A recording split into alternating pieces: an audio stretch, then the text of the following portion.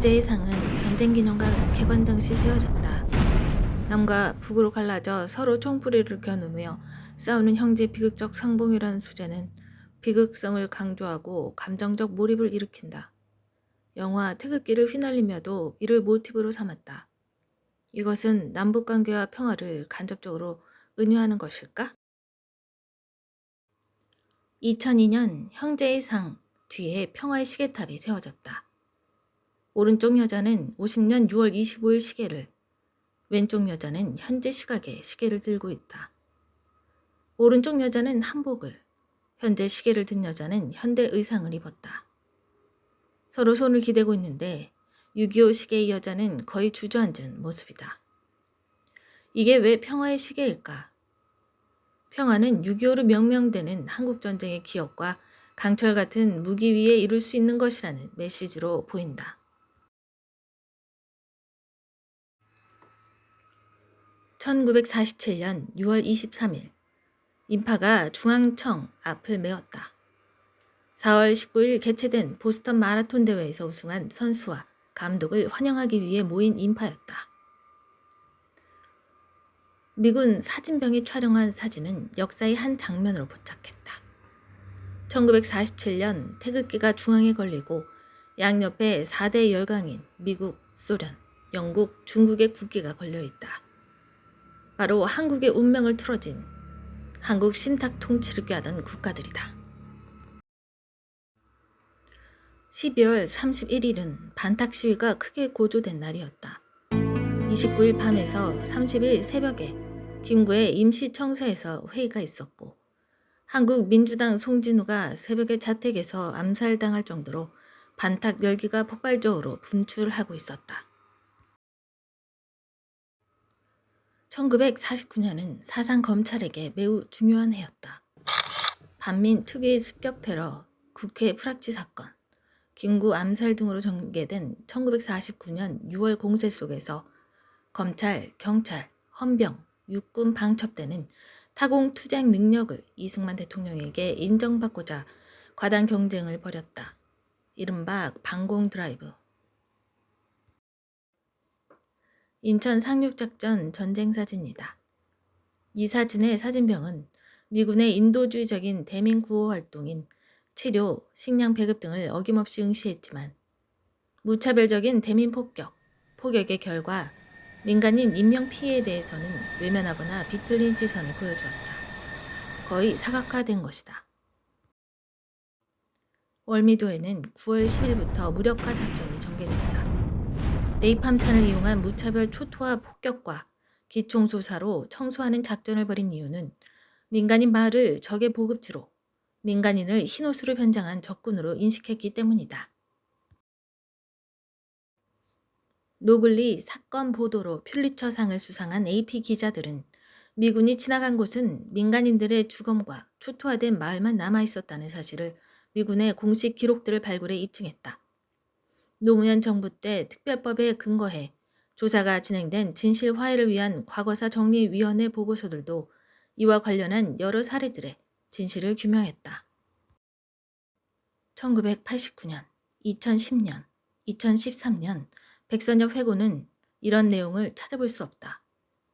애국 명명 뒤에 가려진 산더미를 이룬 주검의 사연들과 진실을 기억하는 사람들은 적고 여전히 우리는 전쟁을 제대로 알고 있지 못하다.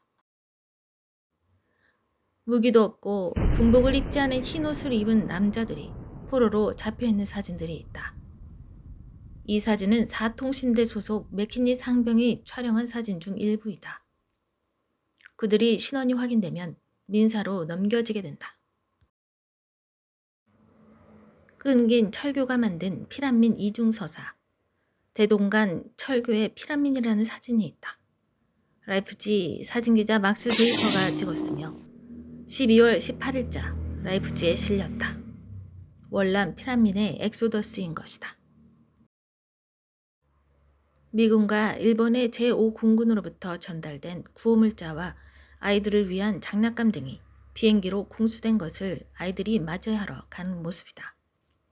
이 사진의 수신자는 누구인가?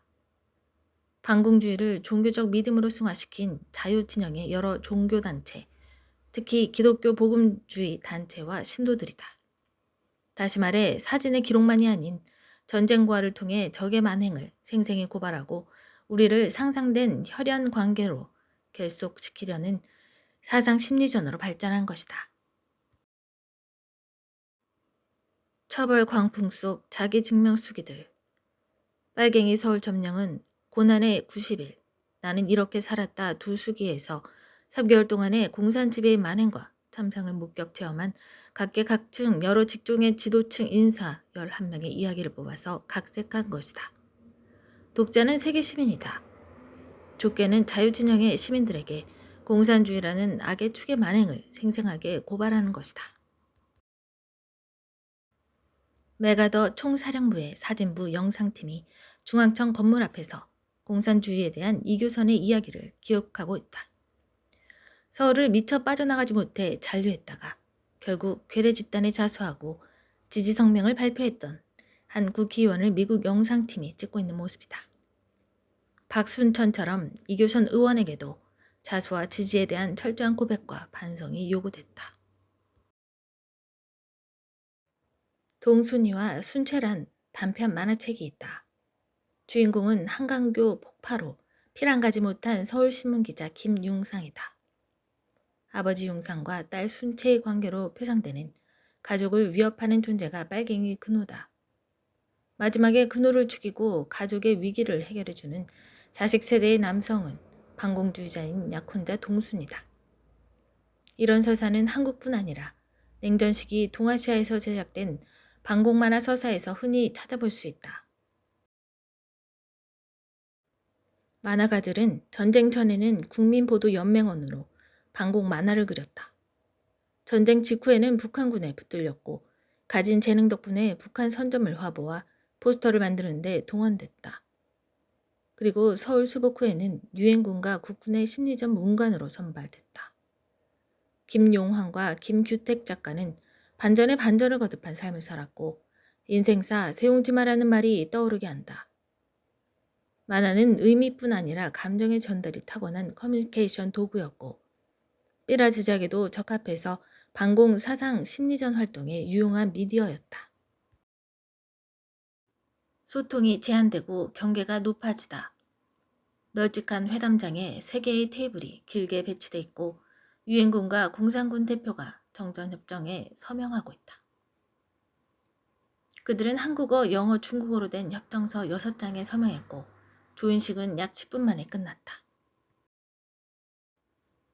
다리 위엔 피란민뿐이었다. 미군은 낙동강 방어전을 준비하기 위해 8월 3일까지 모든 부대에 낙동강을 건너 철수하도록 하고 외강교와 득성교 폭파를 지시한다. 미 연대와 한국군 연대가 다리를 건너 철수를 완료했지만 피라민이 뒤이어 다리를 건너고 있었다. 그래도 다리를 폭파했고 피란민 수백 명이 죽었다. 북한군은 아직 득성교 강가에 이르지 않았던 때다. 전쟁을 기념하는 곳에 평화는 없다. 용산 기념관은 반공주의적 국가주의적으로 재생산해왔던 이념, 정동장치로서의 기념관이다. 이 공간은 탈냉전, 탈분단 시대에 불협화음으로 작용할 공산이 크다. 평화사의 관점에서 반공주의적 국가주의적 이념, 정동장치가 아닌 공공역사교육의 장이라는 관점에서 기념관의 구조와 전시 내러티브를 바꿔야 한다. 전쟁 기념관은 한국 전쟁에 대해 지배 이데올로기와 감정을 재생하는 공식 기억을 둘러싼 공간 실천이다. 전시 내러티브는 언어, 이미지, 도상, 사물을 결합하여 그 내러티브를 강력하게 재현해 생각하게 한다. 전쟁 기념관은 6월 25일에서 비롯된 위기를 공간적으로 재현하고 전쟁이 아직 끝나지 않았음을 상기시킨다. 평화사와 공공역사 교육의 관점에서 전쟁 기념관을 바라봐야 한다. 앞으로는 전쟁의 기원이 아닌 평화의 성수에 걸맞는 공간 구조 및 전시 내러티브의 형식과 내용으로 재구성해야 할 것이다. 그리하여 평화 시민교육의 장이 되어야 할 것이다.